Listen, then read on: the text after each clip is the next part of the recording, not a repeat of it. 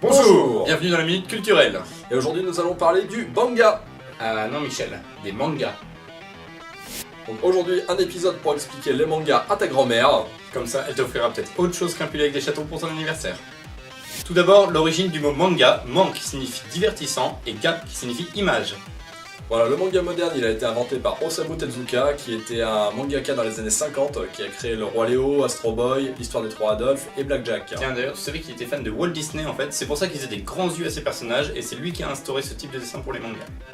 De toute façon, le manga c'est que de la violence et du cul.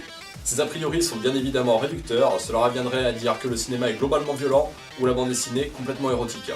Voilà, mais ces a priori sont arrivés à cause de Akira qui a été le premier manga traduit en 90 ou alors à cause des animés du Club Dorothée.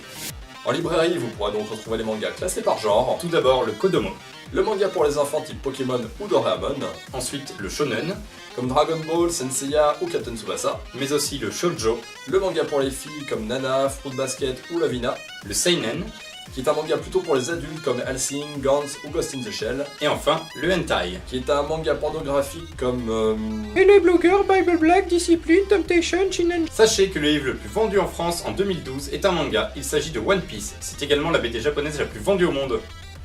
Ils en sont à plus de 270 millions d'exemplaires. À titre de comparaison, Tintin en est à 200 millions. Vous vous demandez sûrement pourquoi les mangas sont en noir et blanc, et bien tout simplement pour faciliter l'impression car ils sont prépubliés dans des magazines tels que le Jump. En effet, les auteurs doivent rendre un chapitre de 20 pages par semaine et se font donc aider par des assistants pour aller plus vite. À titre de comparaison, un auteur de BD franco-belge sort environ 50 pages par an. Pour compléter votre culture manga, sachez que le célèbre Kamehameha de Dragon Ball est en fait le nom d'un roi hawaïen. Sachez également que le personnage de Cobra a été inspiré de notre idole nationale, Patrick Sébastien. Jean-Paul Belmondo, hein. Ah oui, Jean-Paul Belmondo. Avant de se quitter, on voudrait quand même vous conseiller 2 ou 3 mangas. Pour ma part, je vous conseillerais d'aller lire 20th Century Boys et Beck. Pour moi, ce sera plutôt iShield 21 ainsi que Hubbleblatt.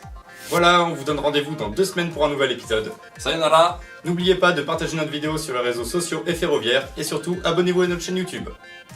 Et surtout, n'oubliez pas, la culture c'est comme votre grand-mère, si vous en occupez pas, Elle va mourir.